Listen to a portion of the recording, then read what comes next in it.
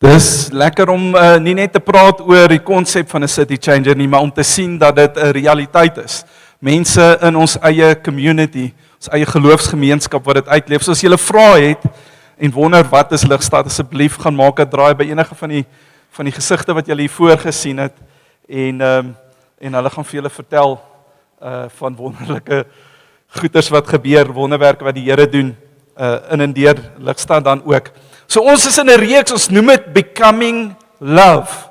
Becoming Love, dis gekoppel ook aan ons jaartema Marked by His Glory and Known by His Love.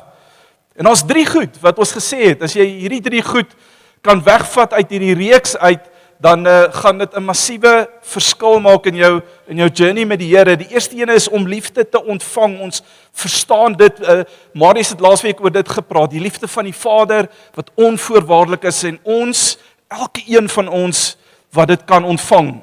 Meeste van ons hier het alreeds dit beleef en dis wat ons lewens verander het. Ons het die liefde van die Vader ontvang. Maar dit beweeg na 'n plek van om liefde te word. Dis waaroor ek vandag met jou gaan praat, die genade van Jesus wat my kom gryp het en dit spoel in en deur my lewe en ek word die liefde van God daar buite. Die laaste een is dan 'n tasbare uitdrukking van liefde te wees. En volgende week gaan so ietsie oor dit sê, dit koppel ons aan die Heilige Gees, die gemeenskap van die Heilige Gees. En ek het vir julle gesê die eerste week dat Paulus eintlik vir ons so iets van 'n padkaart kom gee het. Na hierdie reis na geestelike volwassenheid, as hy praat oor presies dit, die liefde van die Vader, die genade van die Here Jesus Christus en die gemeenskap van die Heilige Gees. En nou voel ek met amen sê en ons moet gaan, nee. Nee, dis die padkaart wat die Here gegee het vir ons, as ons die beginsels daarvan snap. Want ons kan dit mis. Daar's 'n gemeente in Korinthe wat presies ietsie van hierdie gemis het, wat iets nie verstaan het van die liefde van God nie, van die genade van Jesus nie.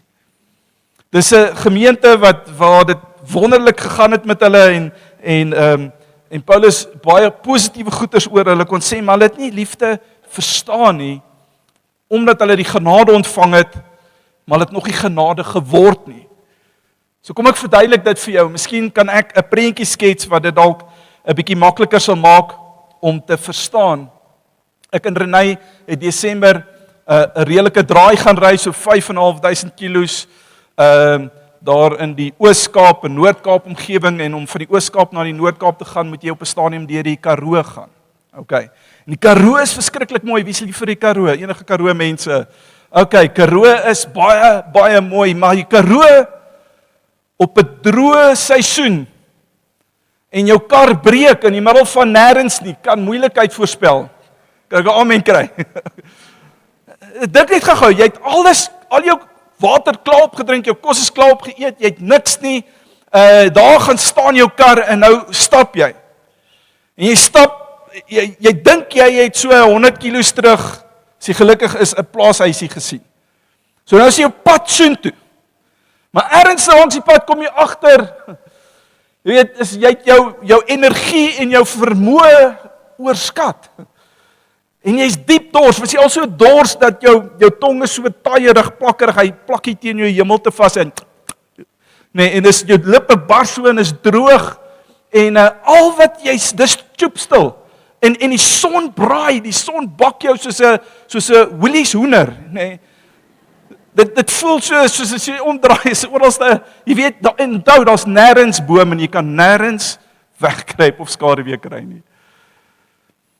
En dan hoor jy 'n stilte, daar's 'n stilte, maar die enigste geklank wat deur die stilte breek is 'n luidrugtige, skreeende, squeechy tipe klank, en as jy opkyk, dan sien jy dit is 'n windpomp. Het jy hom al gehoor as hy so draai en hy's nie goed geolie gewees nie. En die windpomp draai en natuurlik sien jy dit en dit bring 'n stuk opgewondenheid in jou hart en jy's vinnig op pad soontoe, jy hardloop al soontoe en as jy daar kom is dit nog steeds, jy sien hierdie beweging, die windpomp draai en die gedeelte in die middel, daai skroefgedeelte draai in die ronde en hy maak daar's baie aktiwiteit en hy maak 'n klomp geluid, maar as jy afkyk onder waar die pyp uitkom, is daar niks wat uitkom nie. Nee, dis 'n hol ego, baie geraas, baie klank, baie aktiwiteit, maar niks kom uit nie. Beleef jy die teleurstelling? Nou dis wat Paulus eintlik vir hierdie ouens kom sê, dis die prentjie wat hy skets as hy praat oor hierdie gemeente in Korinte. Hy sê eintlik vir hulle, die konteks daar agter is daar was hierdie tempels gewees vir verskillende afgode en die tempelaanbidders, die mense wat hierdie afgode aanbid het, die heidene, het baie geraas gemaak.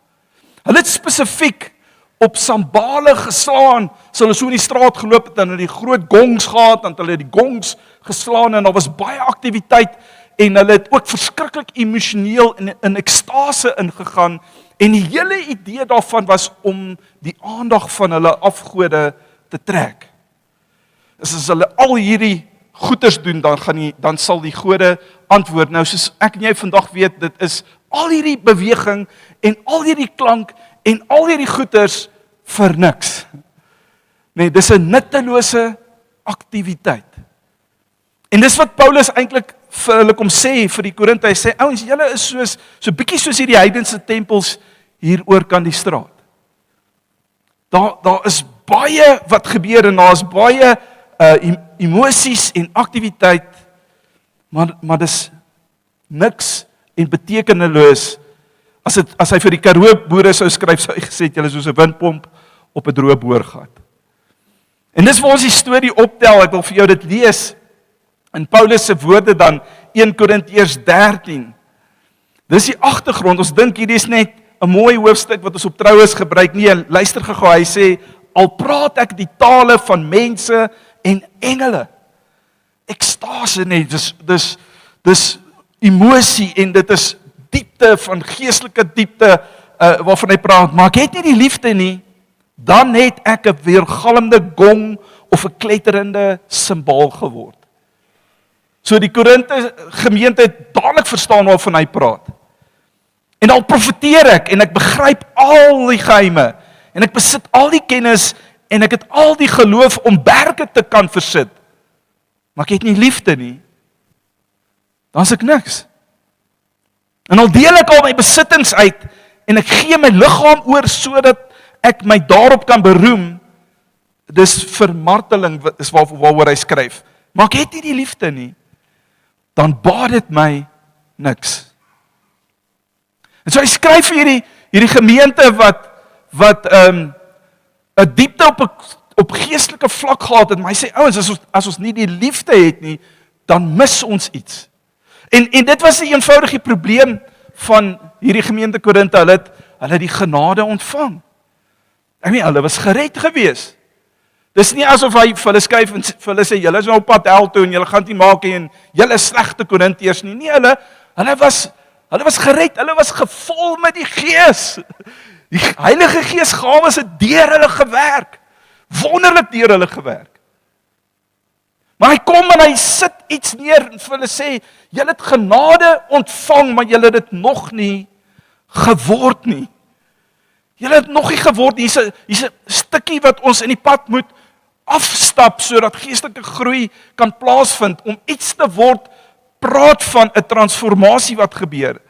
'n Metamorfose wat gebeur. So wanneer die genade van die Here Jesus jou aangryp, jou kom red uit die plek waar jy was, wanneer die genade van die Here en die liefde van Jesus jou so beet gekry het, is daar ergens 'n plek waar jy nie anders kan as wat dit is wat uit jou binneste uitvloei nie. Jy loop oor van sy liefde en sy genade. En hier's die ding, is wat Paulus vir die Korinte sê en wat ek volgens vir jou ook sê, is hierdie is nie sommer nou net, ons gaan vir jou 'n lysie gee, as jy by die deur uitgaan vir jou sê, hier's die 7 goeders, gaan doen dit. En dan het jy genade geword nie. Nee, dis nie, jy moet nou hierdie goeders doen en dan presteer en gaan ons jou prestasie meet en kyk hoe goed jy gedoen het nie. Nee, genade is ietsie wat jou hart kom aangryp en jy dit skuif jou hier in jou binneste en jy word iets. Met ander woorde, dis daai storie waar die barmhartige Samaritaan gekom het en die ou wat nood gehad het, ingegryp het, dan is dit nie meer net vir jou 'n mooi kinderkerk storie of 'n lewensles, jy weet, iets wat ons oor kan vertel nie, maar dit word jy wat oorstap en die buurman gaan help wat in nood is. Nee, dis wanneer jy gebrokenes wil help en die kwesbares wil beskerm, soos wat Jesus die vrou wat in oorspel betrap is toegemaak het en beskerm het en genade gewys het en liefde gewys het, en jy doen dit as jy doen nie om die geestelike boksie te tik nie, maar dis genade wat uit jou uitvloei. Nee, dis wanneer jy vriende soos Petrus wat jou in die rug steek en jou verloon, vergewe en sê 3 keer sê, jy weet, kom en die geleentheid gee om herstel te bring. Nie omdat iemand hier van stage of so iets gesê het, of jy dalk in die Bybel gelees en jy voel nou, moet ek op my tande kners en ek moet nou hierdie doen nie, maar dis iets wat uit jou binneste uit outomaties vloei, want dis wie jy geword het. Dis wanneer jy Saggeus bevriend, die persoon met wie die res van die ouens, niemand wil met iets met hom te doen hê nie. Vir alles wat hy aangevang het en aangejaag het, niemand wil iets met hom te doen hê nie, maar jy bevriend daardie persoon, want jy sien die potensiaal wat Jesus raak sien. Dis iets om genade te word, en soos ek sê, hierdie is 'n journey waarop ons gaan. En die journey begin by Jesus, dit begin by 'n behold oomblik, dis waar jy Jesus aanskou, jy hom sien hang aan die kruis, en jy so bewus raak van die prys wat hy ten volle vir jou betaal het. Dis elke keer wanneer ons by 'n nagmaaltafel kom, dis elke keer wanneer jy in 'n oomblik in worship staan en aanbidding staan, jy voel Heilige Gees kom gryp jou hand, jou hart hier aan en hy rig jou oë op Jesus en wat Jesus gedoen het en die volle liefde wat hy op display kom sit het. In daai oomblik en hoe dit vir jou is en vir jou bedoel was. Nee, dis wanneer ons Jesus aanskou en wat soos ons hom aanskou, dan is daar 'n wording, 'n becoming wat gebeur. Heilige Gees kom en maak die karakter van Jesus jou karakter. Dis waar die transformasie gebeur, dis waar daar iets in jou binneste net kom skuif en die karakter van Jesus wat binne in jou is begin opstaan en is Jesus wat in en deur jou begin leef. En nou skuif dinge. Paulus begin skryf, hy het nou geskryf oor ouens, ek sien al hierdie geestelike aktiwiteit en dis goed. En ek's bly dis daar. Maar, en dan begin hy liefde te beskryf en hy gee nie 'n abstrakte definisie van liefde nie. Hy raak baie prakties. Hy kom beskryf eintlik hierdie wordingsproses, hierdie becoming proses met 2 kernwoorde in 1 Korintiërs 13 vers 4. Hy sê die liefde is lankmoedig en vriendelik. En met hierdie 2 woorde stel hy eintlik alles wat hy nou verder gaan sê oor liefde, stel hy op. Dis hierdie 2 kragwoorde. Dis lankmoedig en is vriendelik. Die Engels gaan jou dalk beter help met dit, is patience and kindness. Kom ons begin met lankmoedigheid, nee, dis so 'n mooi, eintlik 'n mooi Afrikaanse woord. Die ander woord is geduld, en jy mag dalk 'n kruisie trek en sê, wel, ek is net nie geduldige persoon nie, jy weet, ek het nie geduld nie, ek is haastig, dinge moet gebeur, dis wie ek is, dis my persoonlikheid, jy weet, en lankmoedigheid is 'n dieper ding wat hier in jou gees lê. Ek's lankmoedig. Lankmoedigheid is die maatstaf, dis die dipstick om te meet hoe diep gaan die genade van Jesus wat in jou lewe kom posvat het. Hoe diep is dit wat jy genade geword het? Dink gou vir 'n oomblik daaraan. Dis wanneer wat uit jou uitkom wanneer mense jou irriteer, wanneer iemand jou te nagekom het of jou frustreer, dan is dit lankmoedigheid wat sê ek gaan deurdruk. Want ek weet daar's meer tot hierdie persoon of hierdie individu of hierdie omstandigheid of hierdie situasie as net dit wat ek nou beleef. Nee, vriendelikheid is meer as net 'n goeie smile. Die party van julle as ons groet hier buite by die deur, dan smaal jy net so breed en jy's 'n vriendelike mens, is net wie jy is.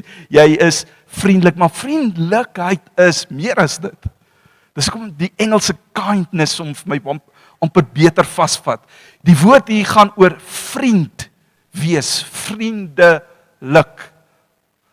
Om vriend te wees, om daar te wees, dis genade wat opdaag, dis genade in aksie, dis genade wat in liefde uitreik na ander, dis genade wat ander raak sien, 'n Saggeus raak sien, 'n vrou wat in oorspel betrap was, raak sien, dis waar jy ander beginne dien en jy opdaag met sagmoedigheid en barmhartigheid, dis vriendelikheid. Ons het altyd nodig, nee, ons het lankmoedigheid nodig, want die Here weet, veral as jy in Alberton bly. Nee, ek spot, is lekker om in Alberton te bly. Ons het lankmoedigheid nodig, soos wat mense partymal ons teleerstel, maar ons het saam met daai lankmoedigheid, dis weer eens nie net op die tande kners, en ek druk maar deur, en ek het nou afgetik, ek het nie gevloek of geskree, toe die ou voor my ingedraai het nie. Nee, dis vriendelikheid, wat opstaan en uit my binneste uitvloei. Die derde, die laaste ene, die deel van hierdie journey, as we behold, we become, and then we embody the grace of the Lord Jesus Christ. Dis waar genade net, dit vloei uit my uit. Dis 'n natuurlike reaksie. Dis wanneer ek geestelike volwassenheid begin bereik, hoef dit nie meer te doen nie, te dink nie. Dit gebeur net. Dis net Heilige Gees wat dadelik deur my kom vloei in daai situasie. So hoe doen 'n mens dit? Hoe skuif jy as 'n toeskouer net wat Jesus aanskou het en beleef het en jy het genade beleef, 'n toeskouer van genade, na 'n disipel, na 'n aanskouer, 'n aanbidder wat genade uitleef. Jesus gee self die antwoord in Johannes 15 vers 5. Hy sê, wie in my bly en ek in hom, hy dra veel vrug. Die 22 vertaling sê, hy dra baie vrug. Wat is die vrug? Is die vrug van die Heilige Gees. Is die liefde. Hy wie in my bly, die sleutel is om aktief en doelbewus 'n besluit te neem om jou lewe in Jesus te plant. En ons spesifiek 3 goeters, 3 sleutelareas wat jy doelbewus binne in hom wil wortel. Vir hierdie becoming, vir al die middelste gedeelte, dis die deel wat ons gewoonlik wil skiep.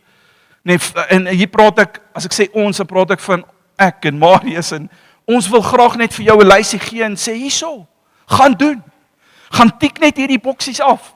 Dan gaan jy genade wees. Dan gaan jy genade geword het, maar daar is 'n becoming gedeelte wat moet gebeur. Jy moet genade word, sodat dit nie iets is wat jy doen omdat iemand dit gesê het nie, maar dis iets wat jy doen omdat dit is wie jy is.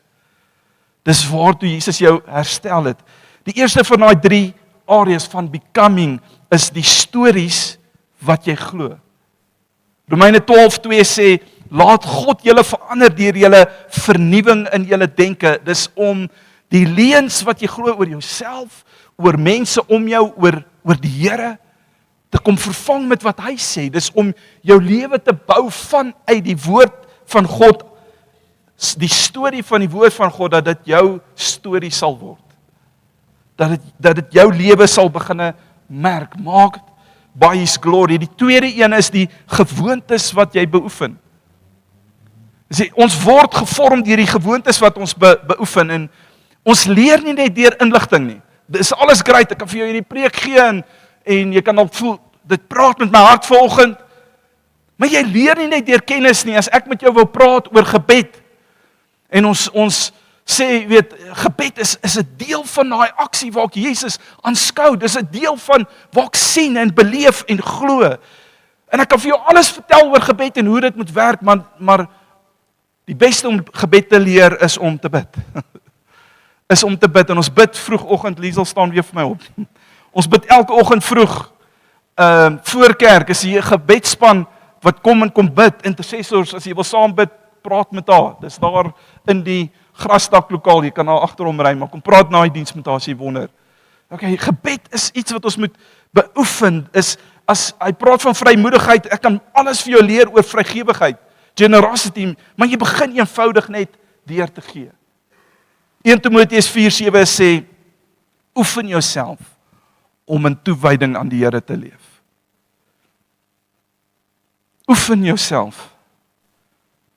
Dis die gewoontes wat ons vorm, dis die gewoontes waar binne in ons sit, wat hierdie wordingsproses sterker en sterker in jou binneste vorentoe bring. En dan die laaste een is, dis die verhoudings waar binne ek en jy wandel. Spreuke sê die volgende, luister mooi, hy sê, wie met wyse omgaan, slim mense, wyse mense, wie met wyse omgaan, word self wys. Die geselskap waarbinne ons sit die meeste van die tyd, gaan 'n impak en 'n invloed hê op jou gewoontes, op jou karaktervorming, op die wyse waarop jy het reg kry om te groei in hierdie geestelike area van jou lewe. So die uitdaging hier is dat jy jouself doelbewus binne 'n Jesus gemeenskap sit. Jy doen dit klaar, jy's hier, jy's vanoggend in die kerk, well done. Nee, dis klaar om op te daag vir 'n diens soos hierdie, al wou ek 'n bietjie laat slaap, of al wou ek 'n draai gaan ry het, of gaan hardloop het, of wat ook al het, maar ek daag op, ek's deel van 'n geloofsgemeenskap, maar dit vra meer as net 'n Sondag oefening. Die Jesus genade en die liefde en die veranderende aktiwiteite wat gebeur in en deur my lewe, gebeur binne 'n konteks van waar ek deel raak van so gemeenskap. En ek wil 'n storie deel, Shana, as jy vorentoe sal kom, ek wil 'n getuienis van presies dit, van deel van 'n geloofsgemeenskap, 'n Jesus gemeenskap is, en die impak wat dit maak op die mense rondom my, en ek het vir Shana gevra om haar storie te deel. Môre julle almal. My naam is Sharnay en dankie Johan dat ek dit kan deel. Ek het so plus minus 3 jaar gelede het ek Journey gedoen en ek was 'n bietjie huiwerig aan die begin, maar ek's bly ek het dit toe gedoen. Elke maand kry jy 'n gebedsmaatjie en jy bid vir daai spesifieke persoon wat aan jou geallokeer word. En dit is heeltemal anderste, want wêreldse mense is baie makliker om te skinder agter mense se rug, maar ons moet eintlik dies weet wat bid agter mekaar se rug. En toevallig my eerste gebedsvriendin, wat ek tot vandag toe mee baie naby is 'n sonograaf. En ek het glad nie geweet waarmee die Here besig is nie, hy slaap regtig nooit nie. Want 3 jaar later het ek en Kyle swanger geword. En ons het toe by die dokter opgeëindig en die dokter sê toe vir ons, iets is nie reg nie. En hy stuur my toe, toevallig, na die sonograaf toe. En ek eindig by my gebedsvriendin op, wat my persoonlik ken. Sy doen die 4D scan, en hoor wat ek sê, sy gee vir my goeie nuus. Because death is defeated, heaven changes everything.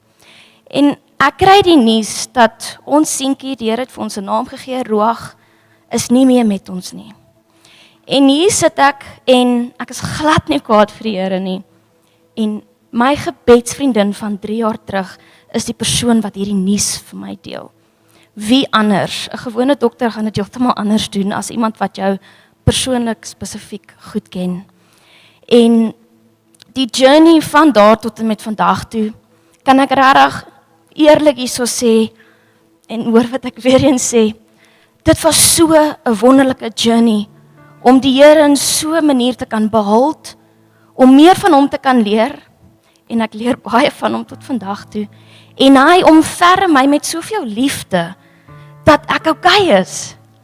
En Ruach sou nou Januarie gebore gewees het, en ons is heidaglik 16 weke swanger, en ons sien so uit. Maar die belangrikste hierso is dat dis Johannes 15 vers 5 wat sê, jy kan niks sonder die Here doen nie. Want as dit nie vir die Here was nie, het ek op daai gat gaan sit, en dit sou moeilik gewees het om uit te kom.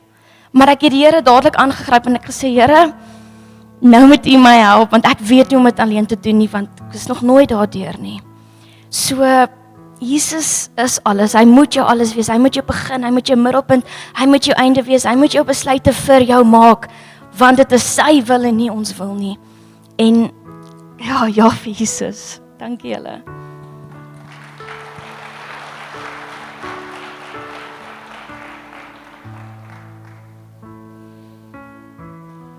'n vriendin daag op in 'n oomblik van krisis. En sy die genade van Jesus geword in daai moment. Dis wat sy doen, is haar werk. Dis die eerste keer wat sy met 'n girl in sulke omstandighede moes so 'n antwoord gee, so 'n informasie oordra nie. Maar informasie kan hartsverskeurend wees, kan voel asof hierdie die einde is. Of dit kan verpak wees in 'n stuk genade.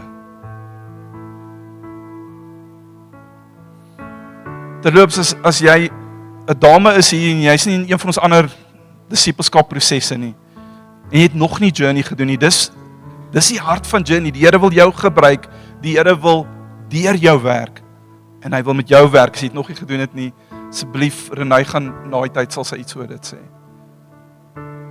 Hier is ons realiteit. Ons loop in 'n wêreld wat soos die Karoo is. Daar's baie wrakke langs die pad, daar's baie karre wat gebreek het, daar's baie mense wat nie reg is om deur die son van die lewe gebak te word en uitverteer te word, en hulle loop met droë monde, loop hulle rond. Reg rondom ons. Stikkende mense. Partymal mense wat in ons eie midde is, mense wat deel is van ons journey, van ons geloofsgemeenskap, wat net op 'n plek kom, waar my wiele afgeval het, en die lewe vir my deurmekaar geraak het. En die storms my getref het. En dan kyk hulle na jou en my, en hulle sien die windpomp, nee. En dan sien die excitement, want die geklank van die kinders van die Here, en die aktiwiteite van die kinders van die Here, bring 'n stuk hoop. As ek daar kom, sal ek lewe kry. As ek daar kom, sal ek iets ontdek, sal ek iets vind wat herstel gaan bring, wat antwoord gaan bring van dit wat ek beleef hier in hierdie moment. Jesus sê, Johannes 7:38, hy wat in my glo, dis ek en jy. Dis ek en jy, hy wat in my glo, soos die skrif sê, strome van lewende water sal uit sy binneste vloei. Hy praat hier van die Gees, en die Gees wat uit jou uitvloei is liefde. Is genade in wording vir mense wat dit nodig het. Man, sien jy die voorreg om dit te kan doen? Dis nie 'n tikboksie ding, kind van God, jy moet hierdie standaard paas nie. Dis hierdie voorreg om deur die genade van Jesus aangegryp te wees en dan dit net uit te leef. Ek gaan jou nooi om te staan, in ons responssong wil ons bewus net wees opnuut van die wonder van Jesus se liefde en sy genade, wat hy eerstens oor ons uitgestort het. Ons het 'n beholding oomblik.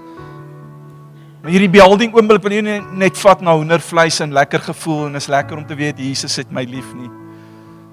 Maar dit is 'n motiverende skuif in my hart, en sê, Here, ek wil u genade word. Ek het 'n begeerte, maar dat wanneer mense na my kyk, na my toe kom, dat die lewende, gewende water van Jesus sal ontdek in my lewe.